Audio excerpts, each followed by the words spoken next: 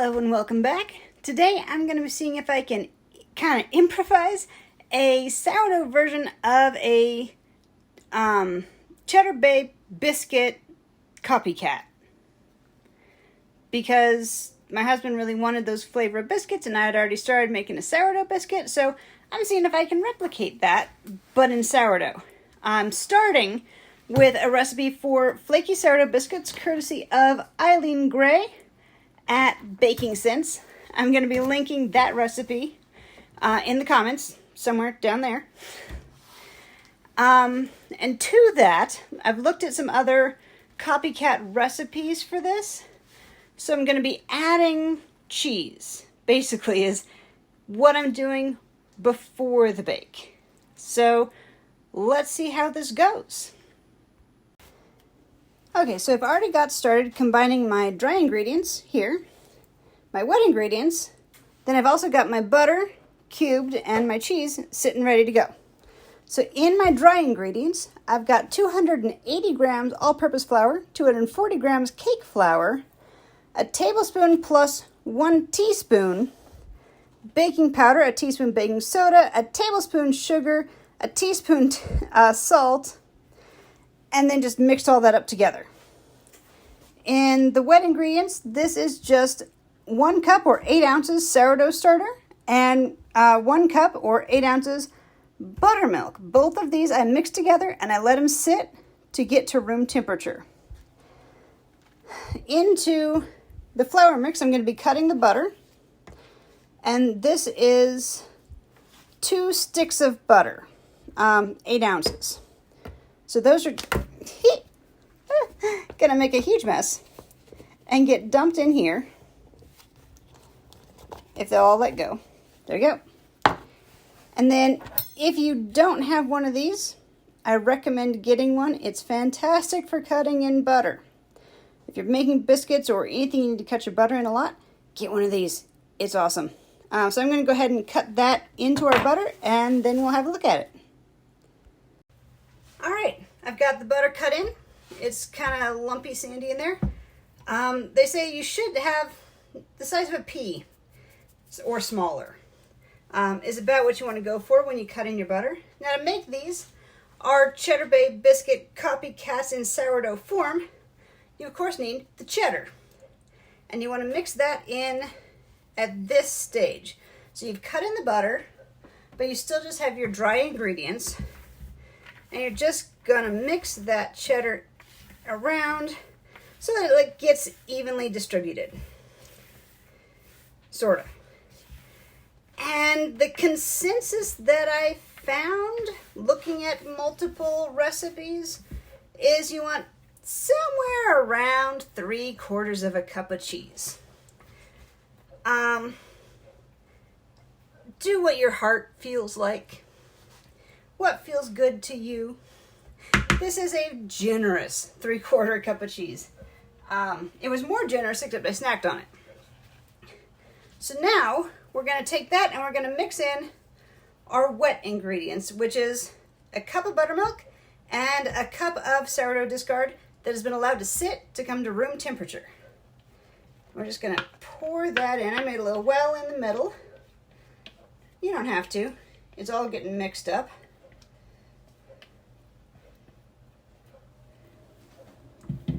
And then I start with my spatula.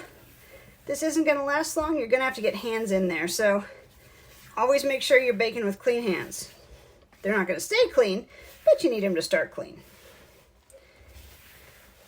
And you see this starting to come together, and that's all you want. You want this to get wet and start to come together, but you're not kneading this, you're not mixing it too hard.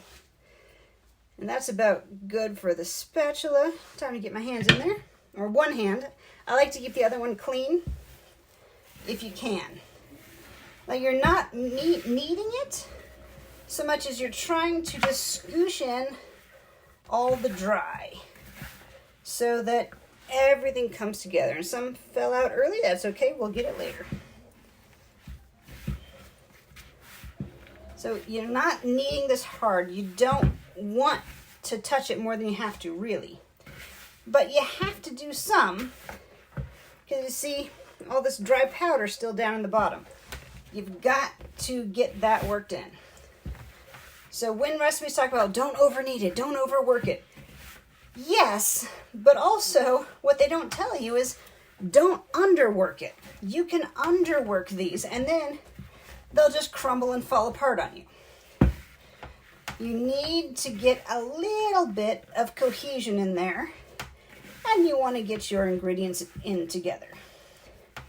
Now I've got it mostly there. There's still some dry in the bottom, and that's okay. What we're going to do is dump that out onto our table. And then as we do this last little bit of working, that will get picked up. You can also get it off your fingers.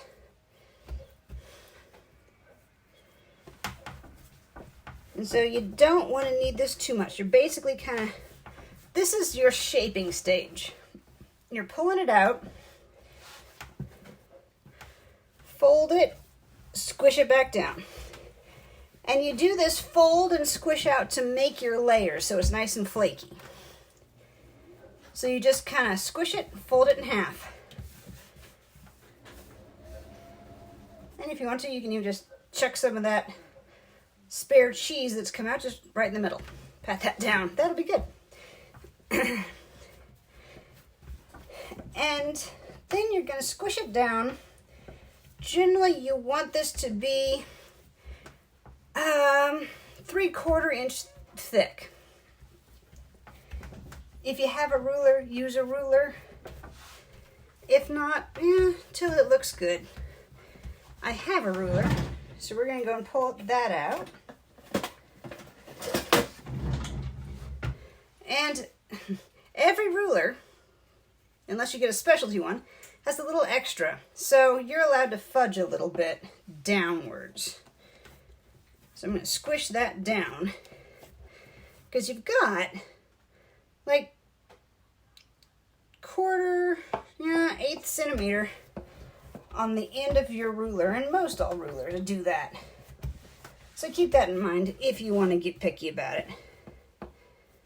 Yeah, there we go. Good enough.